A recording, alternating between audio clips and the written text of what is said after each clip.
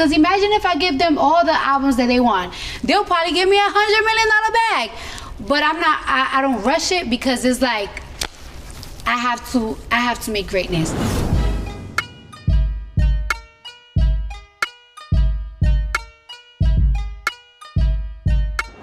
What's going on, y'all? I am Senior Director of R&B Hip Hop, Mr. Carl Lamar, and we are here with one of music's most transcendent superstars. She is a Grammy Award winner, 5 chart toppers on the Hot 100, Miss Cardi B. Hi, how are you? I'm good. How are you?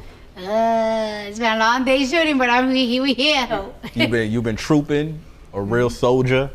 We're here because album number 2. Yes. It's finally here. You know, it's been 7 years since Invasion of Privacy. How would you say you have grown since then? Well, since the 7 years, I have experienced a lot. I have experienced fame, the good and the bad of fame, the hate, the jealousy, the drama, the personal life, the balancing my career with my personal life, and just growing up and maturing and like opening my eyes more.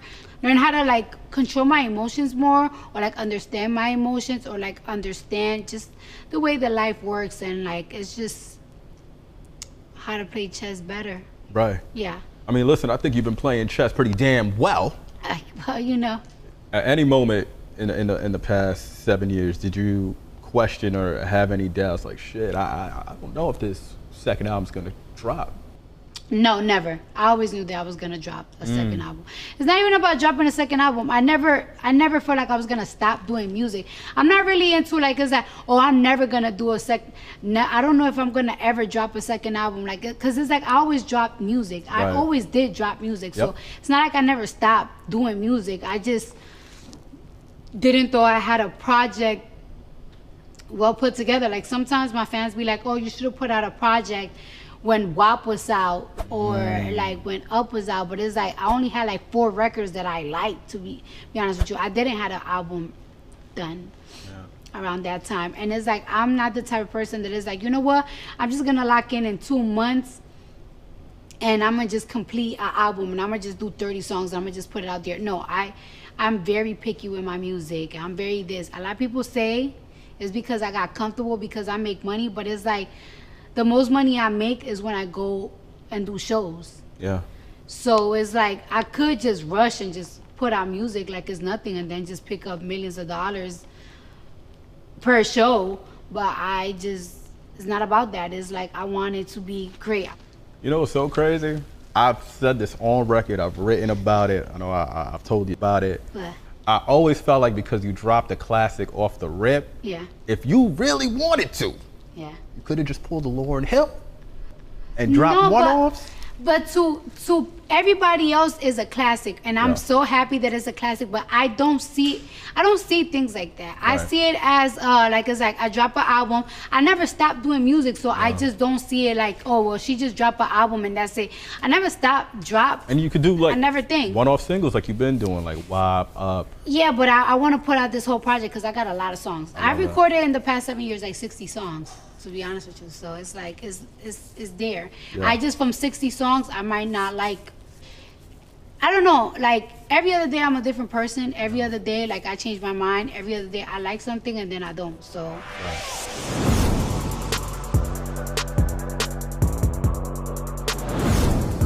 female rap has evolved so much since you first dropped.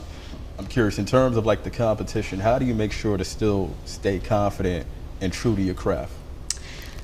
I'm confident and true to my craft because it's just like, I mean, I guess it's something that you're gonna have to like ask the fans, because at the end of the day, so many girls, they come, they go, they great, and yet they asking for my product. Like, I wouldn't be confident if nobody asking for your shit. Like, imagine if nobody asking for an album of yours. Every year is a debate on social media. Every year there's a podcaster talking about when is my album dropping.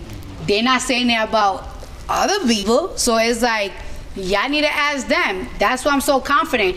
Now, if nobody asking about your shit, or asking about my shit, I wouldn't be confident. I would be like, damn, they really don't like my shit. They really don't like my product. I'm sad. But That's why I just feel so good. Like, it's like, as long as people want your stuff, I'm gonna stick with what I know. I'm gonna stick with what I love. But I make it good. Yeah. I'll make it good. You make it great. You know, I'm curious because, like, I feel in hip hop they do this a lot unfairly. Like, men typically like seeing when female rappers clash. Yeah. And I'm curious, like, is there a world where everybody can coexist peacefully, or do you feel like hip hop thrives off that competition? Sometimes at first I feel like it's like fans and like people like in hip hop people will make it, but then sometimes, no lie, these bitches be catty. They do be catty. Sometimes you could be like, I be feeling like I came in the game and I still be like this in the game, even when you bitches come in. Like, it's like, I'll avoid try to be shady. If you avoid try to be shady and they still being funny towards you, you can't do nothing about that. Yeah. You can't prevent a bitch from being shady. And it's just like, you need to know who you really challenging for real.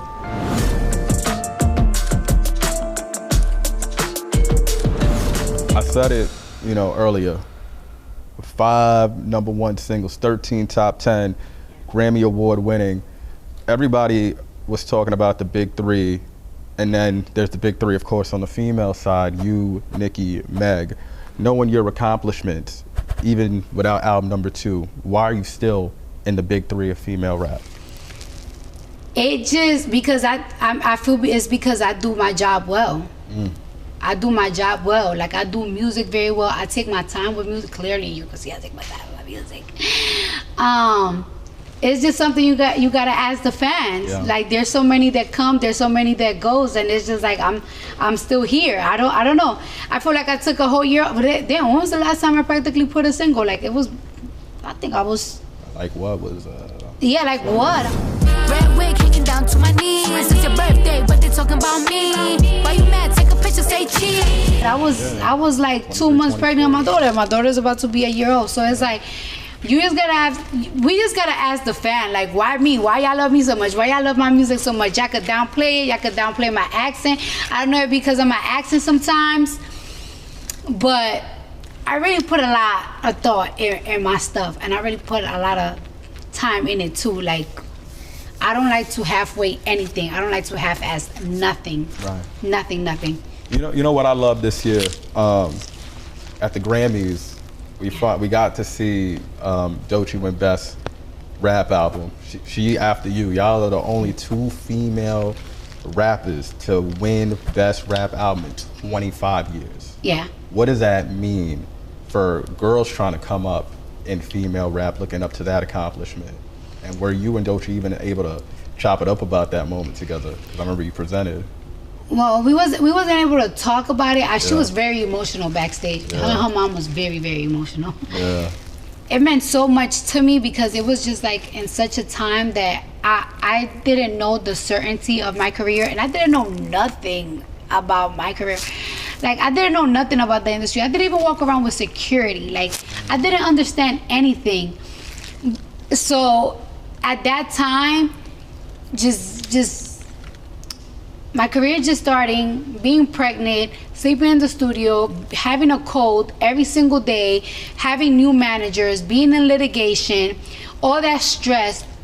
But all of that, and I still was dedicated, and me being dedicated, and me having a deadline, and me being able to win a Grammy, like, it's like, yes, I sold a lot of records, and yes, I had a lot of hit records, and then being recognized for it with the most prestige award, like, it's just like, you can never take that from me. Invasion of privacy, Cardi B. Everybody always want to downplay it, but everybody wants one. Yeah. Every year, people want to downplay the Grammys, but every year they submit their music. So it's like, what's what? They make up narratives. Is your label or is your this? But it's like, when was it? It wasn't last year. It was the year before. There was so many artists that never been on Hot 100 billboards. Like, I mean, there was an artist that was literally on my Netflix show Rhythm and Flow, that he got nominated. It's safe to say that growth is an uncomfortable process and pain is a necessary investment. Yeah, D Smoke, he got nominated for a Grammy. So it's like, a lot of people will downplay it like, oh, it's a label thing, but it's like, it's art. It's a lot of artists. Everybody wants that gold trophy. That people probably never heard of that still get nominated.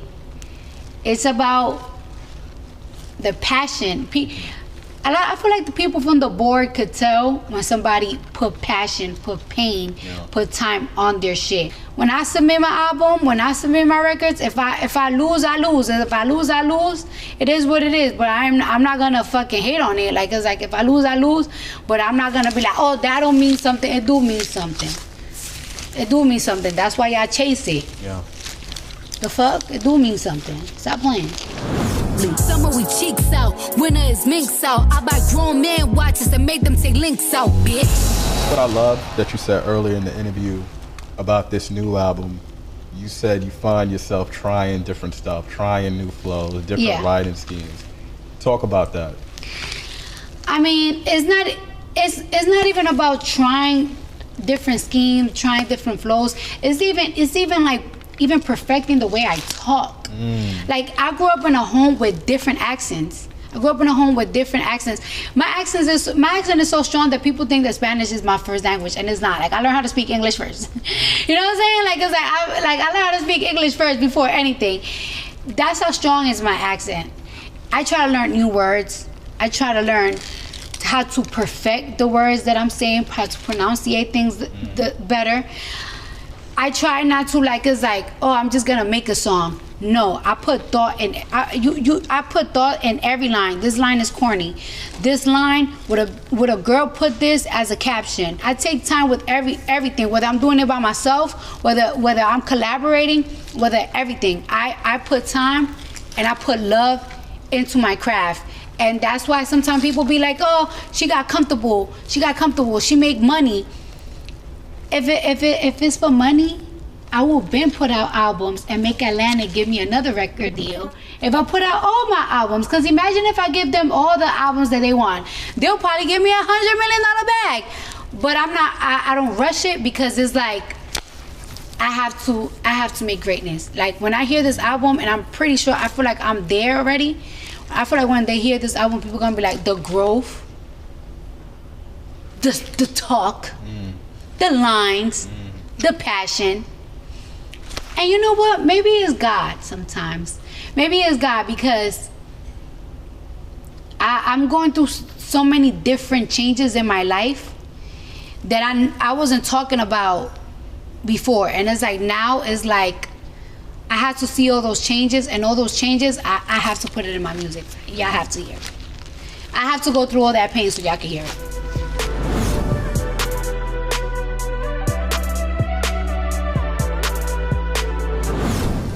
What does success look like for Am I as a Drama? Is it a #1? Is it a Grammy? Or is it just the win of knowing that I delivered the album?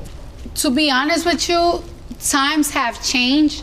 So I feel like success for me will be people saying, like, 'cause like, she put out a great album. Like, that was a good album. Like, that would be, like, success for me will be like, if I go to, if 12 a.m. hit, at 3 a.m. people are talking about the album, they'll be like, yo, that shit is fire. The next day, that shit is fire. Like, that's gonna be like a success for me, because people can't wait to downplay it. Because it's like, I understand when fans keep asking for something, but when haters, when somebody that I know don't like me keep asking for it, it's like, why you really want to hear it? Because you want to say something negative. I want even the person that don't like me be like, yo, that shit is fire. And it's like, yeah, eat your fucking fruits, nigga. So I know you put out the explanation about WAP and Up, but for those who missed it, ultimately, what made you decide to put those records on the album? Because my fans ask for it. My fans always be like, bitch, you better not. Yeah. Every single day, not every single day, but like, my fans do not stop reminding me of the fact that I did not submit WAP for the Grammys. So it's like, I'm not gonna not do something that, like, I'm not gonna always submit to them, but it's like, why not put it? And then on top of that, people are crying about it, like, oh, it's for numbers and stuff like that. Those 2 records are not gonna count for the first week numbers, which everybody cares about. So it's like, what was the issue? And at the end of the day, so what? Y'all gonna get 21 new songs. Those songs are gonna be at the end. What you crying for? I'm putting it. My fans asked for it. I'm tired of think about what the haters want, or what the haters wouldn't want. I gotta think about what the people that actually love me and buying my shit and buy it because they love it want. And that's what the fuck they want. That's what the fuck they're gonna get. Yeah. Amen. Yeah. Talk about the relationship that you have with your fans and how that's been able to keep you motivated. Well, me and my fans, we have like really weird relationship, but it's like, I love them, but just like you love your family, just like you love your friends, you are gonna get into arguments with them, because sometimes they could be a little bit annoying. So it's just like, now y'all doing too much. But I really, really, really love them. And it's like, sometimes they could be a little, like, they could be like very therapeutic. And then it's like, it's so weird because I have somebody new in my life, and explaining that type of relationship that I have with my fans to them is like, this might be weird, but like, me and my fans, we just, like, they know me and I know them, and like their approval, I mean, I don't go by approval by people, but I do take my fans' approval in certain things, like, in consideration, for real. And it's kind of weird. Like, if they don't like something, or if they don't like somebody, it's like, I want them to like them. And it's like, why do I care if they like, they don't really know me like that, but it's like, they kind of do. So it's like, I don't know, why do I want my fans' approval? Just my fans. Yeah. Just my fans. But that's because they care about you a lot. They care about me a lot. Yeah. They care about me a lot. So it's like, I hate saying the word love. I had the privilege of seeing you perform at the BET Experience and Fire Show. Yeah. And I feel like for some cats who may have not seen you perform, it's like a glimpse of what a Cardi B tour would look like. What would a full-fledged Cardi B tour look like, or is going to look like? You know what? I feel like I know I'm a good performer. I mean, I was a stripper. But I feel like my tour, my personal tour, is not going to be like nothing. And I could promise that. I could put that. It's not going to be like any of the performances that I ever have. From the aesthetic, from the look, even from the way I perform. Because even when I rehearse for a show, I rehearse for like a week, maybe 2 weeks, but I'm gonna be rehearsing for a month, and I'm gonna be doing things that I don't do, like workout and stuff like that, because I want to be the best. I feel like I have been going to so many different tours. I went to the Madonna show, I went to the Beyonce show, and it's just like, well, I can't perform like Beyonce and stuff like that, but it's like, you can't half-ass nothing. You know Beyonce don't drink water. I saw her at Coachella. She did not take one sip. But I got asthma. My fans know I got asthma. They know I gotta take a. They know I gotta take a water break, child. They know that. But I'm going to give it my all.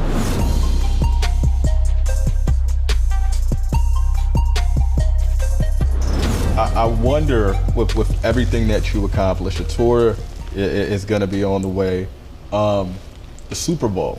Yeah. Have the thought of doing a halftime show crossed your mind? Of course, definitely. And I am glad. I'm really glad that it's like, you know, like, I feel like what year I got asked to do the Super Bowl. I'm not sure if it was 2019, 2018, and I denied. But I'm glad. I feel like soon, if I get to do it, I feel like I'm gonna have more hits. Yeah. And I feel like I'm gonna be more experienced. And hey, I know I'm gonna eat that up. Yeah. I'm gonna eat it up. I can't wait to see that. I want to pivot into motherhood. Mother of 3. Yeah. How has motherhood shaped you creatively and personally these last few years? I would just say it have just turned me into a real woman. Like I was like, what makes a woman? What makes a woman? What makes a woman? Like her body or cooking or anything? It's just actually matureness and like thinking. If I didn't have kids, I wouldn't think too much. I wouldn't think too much. I wouldn't sacrifice too much. Like I just said this to somebody. Like it's like this summer I haven't even put my feet in the pool. And I do everything for my kids. I'm the only provider for my kids, and you know what? Ain't no complaining about it. Like it's like I lay on that bed, I made that bed, and I love them, and they just bring me so much happiness. I don't only just want to do everything great because I want my kids to have the best life and have the nicest rooms and just thing.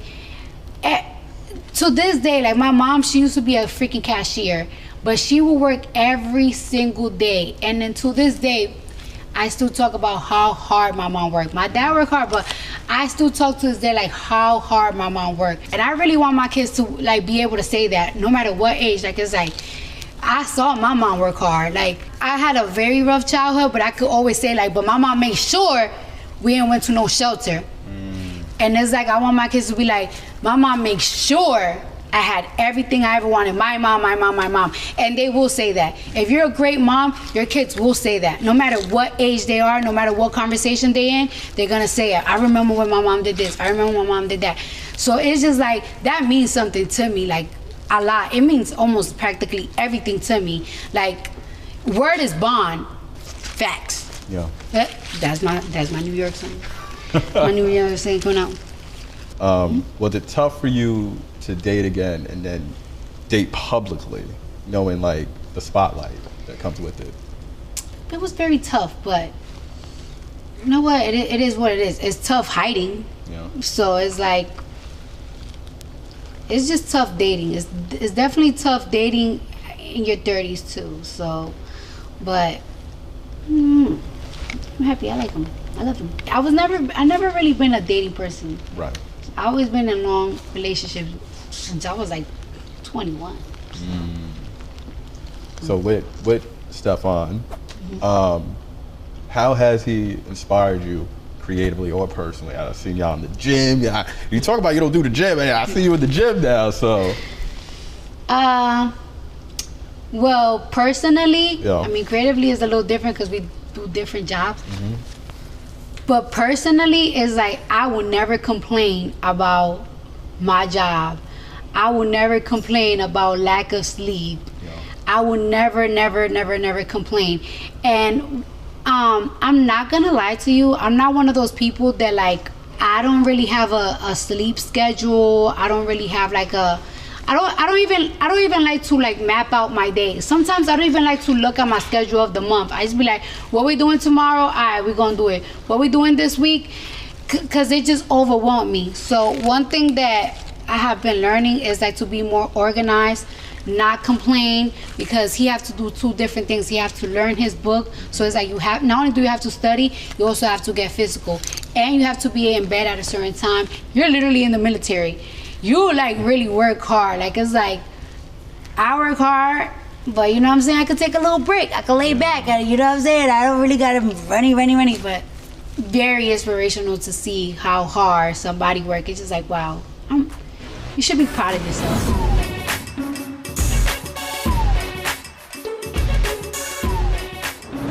You've obviously been a force in not just music, but fashion, beauty, branding. Yeah. How intentional have you been with that post-invasion? Well, fashion is something that I really love. Yeah. I love clothes. I love style. I like putting things together well. You know, I have an amazing team. And I don't know, we almost get a thrill.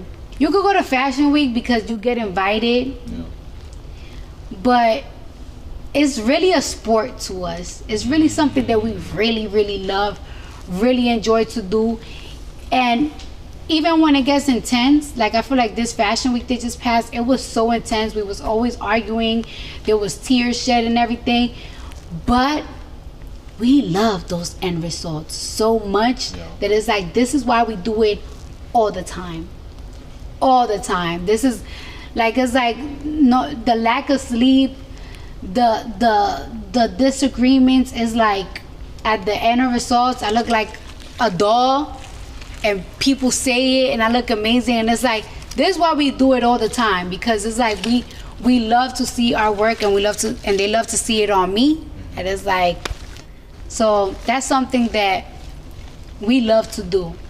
When it comes to branding, if you're gonna put something out, like a product, it has to be the best.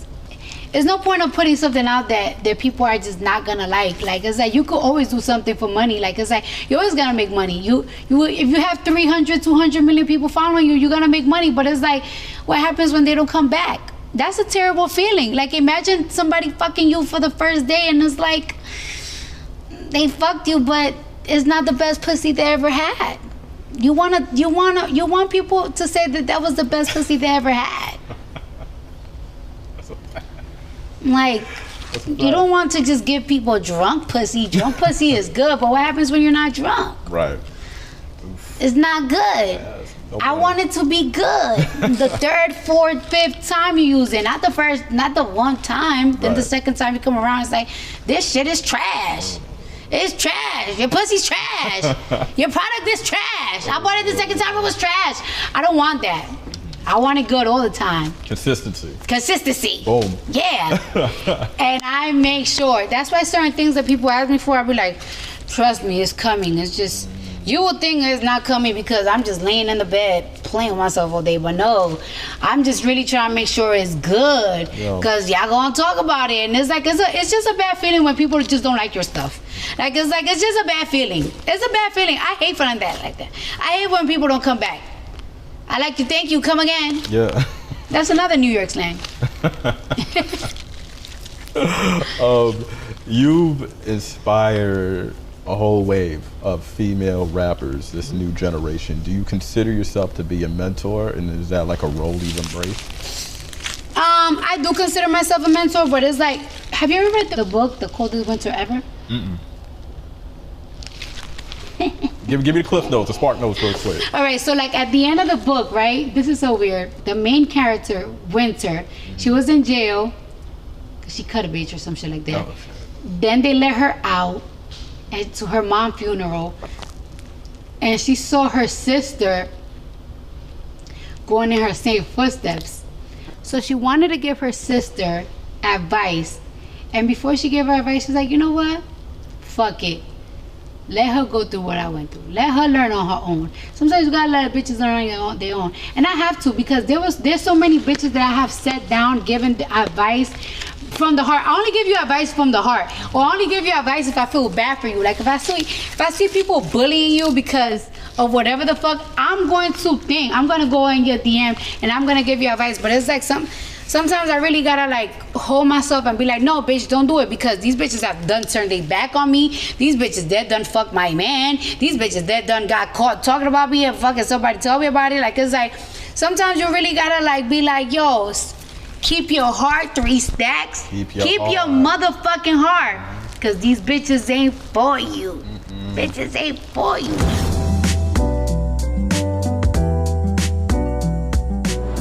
Politics. Is that something, one, that you're still very much involved in, and something you hope to pass down to your kids when they get older? Yes, please. I hope they take that trait from me. Like, it's like you always have to be aware of what's happening to the world and what used to happen, because things actually do repeat themselves all the time. I know for a fact that people watch my stuff. I know it. I know the White House watches my stuff. You have a platform. Yes, I have a big platform, so it's like I know they watch it. And I know that they listen to what I say. I might not say it the prettiest way, you know what I'm saying? But I know they listen to what I say. There's a president that he knows that I'm never supported him and stuff like that. And it's like I be feeling like, if I say something, he ain't gonna care, he ain't gonna hear it. I try to give people a warning, and it's like, it is what it is. Like, it's like, what can I do? What can I say? Like, it's like, this is what there was a time that was like, I ain't voting for nobody. Everybody doing shady shit. Then I was like, you know what? I have to pick kind of the lesser. No, it's not even. I have to pick the lesser evil. I can't. And people thought it was funny. People made fun of my accent. People made fun of my speech. People forgot people this and that. And it's like, y'all gonna see what's funny. Shit ain't funny right now, isn't it? Shit is really tough out here. It's really tough out here. Like, shit is really rough out here for everybody. You know what I'm saying? I try to warn ya. Then it's like, oh, why y'all not speaking up? I tried to speak up last year. Like, I was trying to tell you, I said it in my speech. Like, I said it. Everything that happened, I said it in my speech. And it's like, nobody's speaking up for this. I'm just, what can you do? What can I do? The nigga, Trump don't fuck with me, so it's like, what can I do to help y'all? I can't do nothing. My hands is in my ass, deep in it. So, but all I'm gonna say is, America is in a very bad place.